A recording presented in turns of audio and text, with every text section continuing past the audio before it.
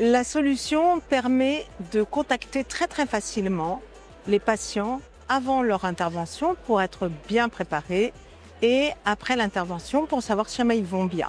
C'est une solution finalement qui permet de faire du triage de manière très facile et de pouvoir libérer énormément de temps aux soignants.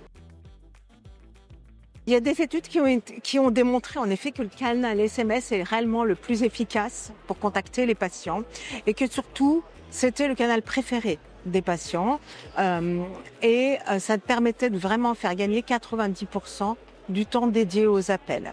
Je vous donne un exemple. Si un soignant a 50 patients à appeler par jour, eh bien, une fois que la solution est déployée, il n'en a plus que 5. Au niveau des établissements, l'impact il est exceptionnel. D'une part, ça leur permet d'être en conformité avec les recommandations de la HAS.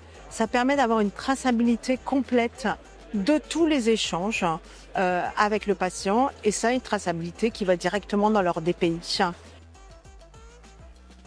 On va avoir un premier élément qui est très important.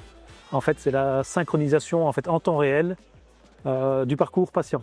Donc ça veut dire que dès qu'on va prendre un rendez-vous dans le bloc opératoire, que ce sera confirmé par la cadre de bloc par exemple, il y a automatiquement un SMS qui sera envoyé au patient pour lui donner l'information qu'il va être opéré, qu'il devra se présenter tel jour à telle heure dans tel service.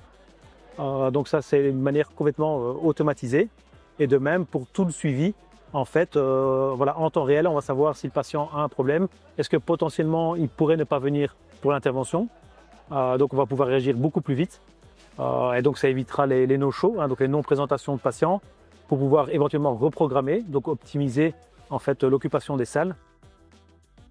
Aujourd'hui, on voit de plus en plus dans les logiciels l'intégration de l'intelligence artificielle. Donc je pense qu'on pourrait vraiment intégrer toute une partie d'intelligence artificielle puisqu'on a une base de données d'informations. Donc on pourrait, via l'IA, améliorer la réactivité, la prédictivité de potentiels problèmes. Ça permettrait aussi également de sectoriser, de classer les patientes de manière plus facile.